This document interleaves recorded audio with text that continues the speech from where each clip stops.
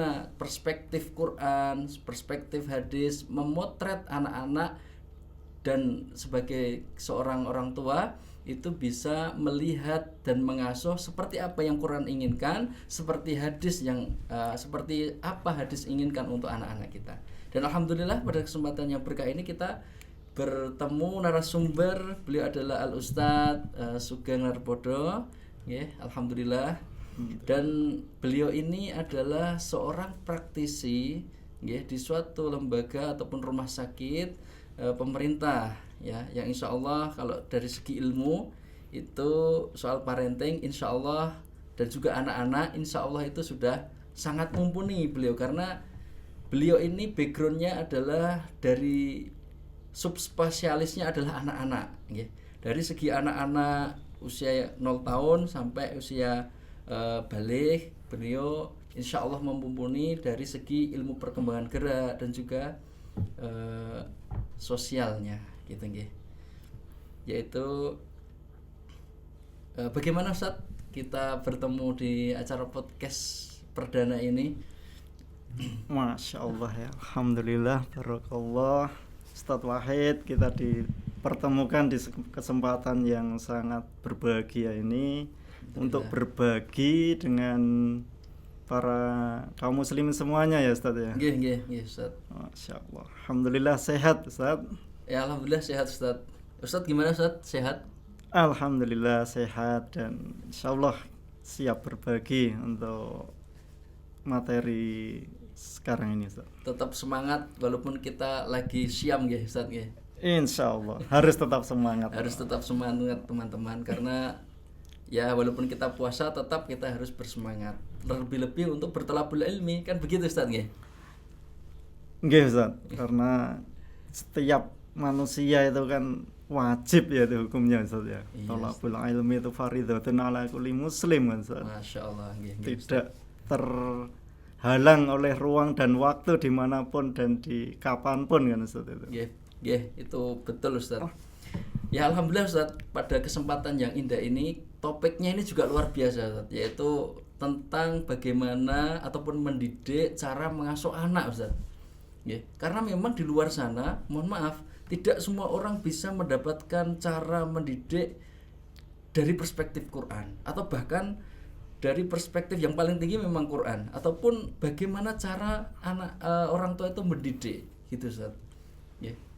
Betul Ustaz. Jadi menjadi orang tua ini kan keniscayaan ya Ustaz ya. Jadi ketika kita sudah sampai umurnya, ketika kita sudah menjalani satu proses yang namanya ikatan pernikahan, maka siapapun mesti doanya pengen dikarunia seorang anak yang soleh-soleha. Masya Allah. Nah, untuk menuju ke anak yang soleh-soleha tentu ada beberapa langkah-langkah yang harus dia tapaki. Nah, dalam menapaki langkah-langkah itu juga harus ada ilmu yang dia terapkan. Makanya Quran sudah banyak menjelaskan, hadis sudah banyak menjelaskan, para ulama menjelaskan.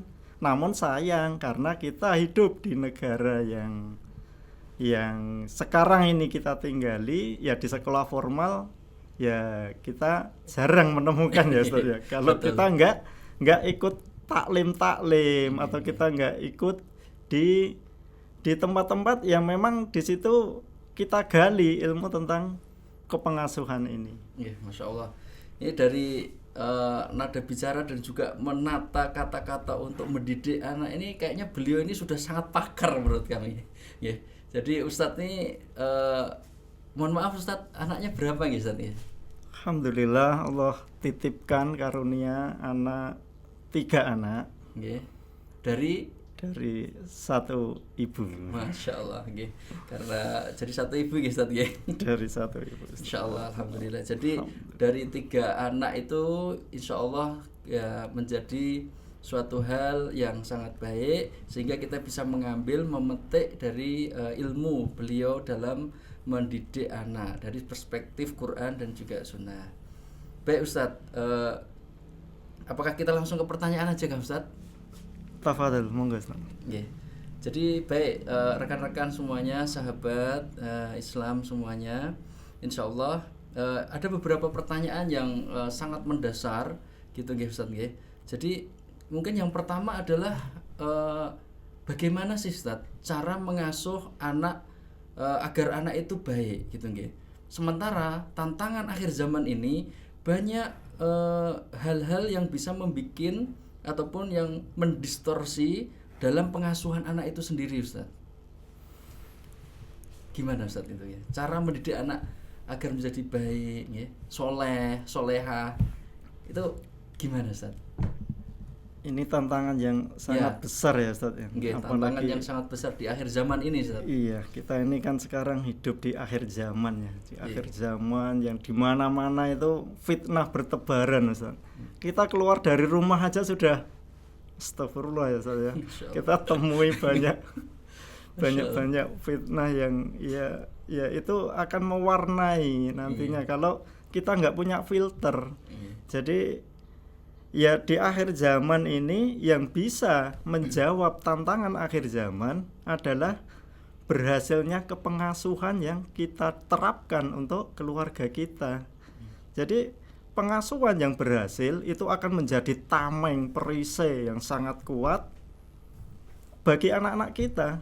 Jadi paling tidak anak itu akan ingat sosok seorang ayahnya atau ibunya ketika mereka menemui satu fitnah atau kemaksiatan. Masih ingat, bapakku bilang kalau seperti ini tidak boleh, ibuku bilang kalau seperti ini dosa. Nah, itu yang menjadi benteng terakhir. Kalau kepengasuhan yang kita berikan kepada anak-anak itu adalah kepengasuhan yang benar, yang bisa membekas di hatinya, yang itu akhirnya akan menjadi akhlak anak-anak kita. Namun akhir zaman ini tidak kalah dahsyatnya ya fitnahnya itu. Di antara fitnah-fitnah di akhir zaman itu yang banyak sekali kita temui, yang pertama adalah diangkatnya ilmu Ustaz. Jadi ilmu itu sekarang dicabutnya ilmu. Iya, betul sekali. Jadi yang sekarang orang kejar itu bukan ilmunya Ustaz. Jadi sekarang kan banyak itu kita sekolah misalnya online. Yang dikejar apa? Nanti gelarnya. Jadi banyak di depannya ada berapa gelar itu, profesor, doktor, nama, nanti di belakang ada apa SSS, MM, PhD dan namun ilmunya ya bukan orientasi ilmu. Bahkan banyak orang itu yang nyari gelar itu untuk persyaratan menduduki jabatannya misalnya. Nah, itu salah satu dari fitnah akhir zaman. Yang kedua adalah maraknya kejahilian atau kebodohan. Nah, terus fitnah akhir zaman juga tidak kalah dahsyatnya adalah maraknya perzinahan Ustaz. Masya Allah. Zina itu nauzubillah ya Ustaz ya. Kita jaga betul anak-anak kita, keluarga kita dari perzinahan ini. Karena perzinahan ini sudah ya nggak ada batas lagi. Gimana orang buka kotak kecilnya dia bisa mengakses itu. HP maksudnya kan? Maksudnya HP. Iya. Terus dan itu sudah bukan menjadi sesuatu hal yang malu. Jadi banyak di layar-layar itu kan orang dengan hubungan tanpa status ya Ustaz ya. Waduh ini. Nah, kalau bahasa kita dulu mungkin apa Ustaz? Kumpul kebo gitu ya. Itu enggak malu, terang-terangan diumbar. Lah, kalau kita nggak bentengi anak-anak kita dengan ilmu, dengan akhlak, ya mereka akan yang dia lihat seperti itu, yang dia dengar seperti itu, dan itu diterima oleh masyarakat, ya rusaklah. Apakah kita nanti akan dapat azab Allah dari ini? A'udzubillah. Terus selanjutnya fitnah akhir zaman juga maraknya komer, narkoba, ngelem. Itu enggak kenal usia. Bahkan kapan itu Ustaz? Jadi di masjid ini, di Masjid Alam Semesta ini, ada anak usia berapa itu yang ditemukan sama ustadz-ustadz muda itu Ustaz. Ya Allah. Jadi ya dia ngelem, akhirnya dia enggak punya uang. Kan ngelem harus beri uang. Ya dibuka kotak infak itu Ustaz. Ini masih muda atau gimana Ustaz? Atau sudah balik? Atau masih usia-usia SD begitu Ustaz? Itu sampai seperti ini. Sekitar usia kelas 6 atau SMP gitu loh Ustaz. Masya Allah. Nah, itu juga menjadi tantangan yang luar biasa. Bahkan kami di rumah sakit itu ya banyak sekali anak-anak yang sudah terkena adiksi atau kecanduan dari narkotika ini. Mereka milih mau direhab atau milih mau di sel, kan akhirnya seperti itu. Dan itu juga tidak menyelesaikan masalah akhirnya, Zat.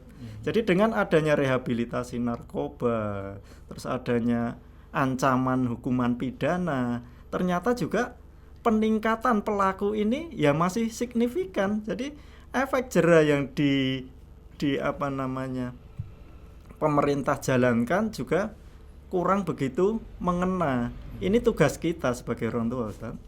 Jadi kita ya di titik ini cukup khawatir ya, Ustaz, ya. Prihatin itu. Jadi usia anak-anak SMP, SMA yang itu rentan sekali terhadap godaan-godaan di akhir zaman ini, ya gimana kita caranya untuk membentenginya. Nah, terus sedikit sekali laki-laki, maksudnya laki-laki itu seorang laki-laki yang punya sifat kelaki-lakian itu, Ustaz. Jadi kayak melambai gitu kan, Ustaz? Gimana? Itu kan jadi fenomena itu. Oh iya, banyak sekali kalau kita lihat sekarang ini, Ustaz. Memang ada laki-laki, padahal dia laki-laki secara wujud, tetapi sikapnya kayak perempuan, Ustaz. Melambai gitu ya. Iya, itu diperparah lagi kan. Itu jadi ini, Ustaz. Jadi apa ya? Jadi infotainment itu memblow up itu gitu loh, Ustaz. Dia dijadikan komoditi gitu loh. Ada media membuat dia memblow up gitu jadi komoditi hiburan yang mengangkat seperti itu. Lah itu kalau anak kita juga kita tidak bentengi seperti itu, ya kita nggak bisa menjamin untuk mereka tidak ikut-ikut seperti itu. Lah wong saya kan nggak usah kerja susah-susah, melambai aja dapat duit gitu kan. Bahkan di konten-konten itu, naudzubillah ya, Ustaz ya. Jadi ngejar apa namanya FYP itu ya, Ustaz ya. Oh iya, biar viral gitu ya, Ustaz. Ngejar FYP itu gitu, ya semua aturan ditabrak, Ustaz. Jadi itu fitnahnya, ya itu fitnah akhir zaman. Jadi kalau seperti itu, Ustaz, dari penjelasan seperti itu, kalau kita lihat jadi sosok seorang tua itu bisa menjadi contoh suri teladan untuk anak-anaknya gitu, Ustaz ya. Kalau seperti itu, Ustaz ya. Iya, itu menjadi suatu hal yang wajib, Ustaz. Kita harus menjadi figur, sebagai seorang tua harus menjadi figur gitu. Betul, Ustaz. Jangan sampai anak kita itu kita tidak bangga, tidak mengidolakan ayahnya gitu. Dia malah bangga sama orang lain itu kan ya gimana, Ustaz? Iya, itu. Bangga dengan K-pop gitu ya, yang trending sekarang. Waduh. Yang jadi idola malah ya yang seperti itu tadi. Jadi memang orang tua ini, ya orang tua dulu yang harus berbenah. Orang tua itu memantaskan diri, jadi anaknya itu bisa meniru atau orang tua sebagai role model bagi anaknya. Ya itu dimulai dari kapan ya? Dari sekarang, dari anaknya masih kecil. Ya kalau memang ayahnya mau sebagai seorang role model sholat jamaah, ya ayahnya harus sholat jamaahnya ke masjid, anaknya harus ditarik kalau masih kecil, digandeng, ayo. Jangan sampai nanti anak ini sudah bisa apa namanya, Ustaz, menjawab ya, membantah gitu. Nah, itu nanti akhirnya ya kita adu mulut. Orang tua kan nggak ada yang ridho ketika dibantah anaknya, Ustaz. Nah, jauh-jauhnya apa? Jauh-jauhnya ya sakit hati aja kan kita. Jadi, nah, terus nanti paling parah kita jangan sampai itu yang harus kita jaga kan, terpeleset lidahnya ngomong yang tidak baik. Jadi kalau seperti itu, Ustaz, dengan adanya role model ayah atau ibu, itu kira-kira apakah bisa membedakan cara mendidik ya anak laki-laki sama perempuan, Ustaz? Apakah anak laki-laki harus seperti apa? Apa harus hanya mengikuti ayahnya saja atau bagaimana, Ustaz? Seperti jadi bagaimana cara membedakan ataupun cara mendidik anak laki-laki dengan perempuan agar menjadi anak yang soleh dan solehah, Ustaz? Dari segi kasih sayang kita memberikan kasih sayang kepada anak itu ya sepenuhnya ya Ustaz, ya. Sepenuhnya, Jadi tanpa syarat kita memberikan syarat. tanpa syarat, artinya kalau adik dapat nilai 100 baru wah, ayahnya sayang dikasih hadiah, enggak juga kayak gitu Ustaz. Itu sebagai motivasi iya, tapi ketika wah anaknya dapat nilai 2 ya kita tetap sayang, harus. Karena kan kita tidak tahu kondisi suasana hatinya, moodnya seperti apa ketika anak mengerjakan soal dapat nilai 2 itu tadi kan. Jadi kasih sayang kepada anak itu tanpa syarat apapun. Nah, itu yang diterima anak. Yang kedua, bagaimana cara mendidik anak laki-laki dan perempuan? Secara fitrah kodrati memang tugas laki-laki dan perempuan sudah berbeda kan. Betul sekali. Nah, begitupun cara mendidiknya. Cara kita memberikan ya didikan, materi, contoh ya beda banget Ustaz. Kalau anak laki-laki ya kita siapkan jadi pejuang, jadi pemimpin, jadi orang yang bertanggung jawab, jadi decision maker, dia nanti jadi tulang punggung keluarga. Jangan sampai jadi lelaki yang letoy gitu ya. Yang melambai gitu ya. Astagfirullah. Astagfirullahaladzim ya Allah. Lelaki yang Jangan lambai, sampai ini tadi. lelaki yang tidak bisa mengambil tanggung jawab. Karena fenomena sekarang ini, nah ini fenomena yang sudah ini juga Ustaz. Ya, gimana Ustaz? Fenomena apa saja Jadi ini? fenomena akhir-akhir ini kan banyak kita dengar namanya independent woman gitu ya. Nah, ini juga itu menjadi keresahan saya pribadi itu Ustaz. Independent woman ini. Independent woman itu kan secara lugu, artinya secara istilah juga itu menggerus sisi maskulinitas atau fungsi seorang laki-laki sebagai qawwamuna 'alan nisa itu. Iya. Rijaluna qawwamuna 'alan nisa gitu ya Ustaz ya. Iya seperti itu yang saya maksud itu. Jadi qawwamnya, laki-laki sebagai qawwam itu kan ya meliputi semuanya kan. Bukan hanya soal nafkah saja, tapi ya tanggung jawab mendidik anaknya, mendidik istrinya.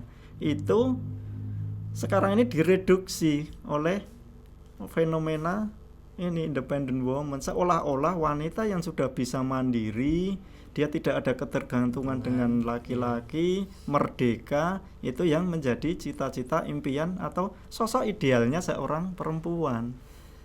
Ya sebenarnya Quran juga sudah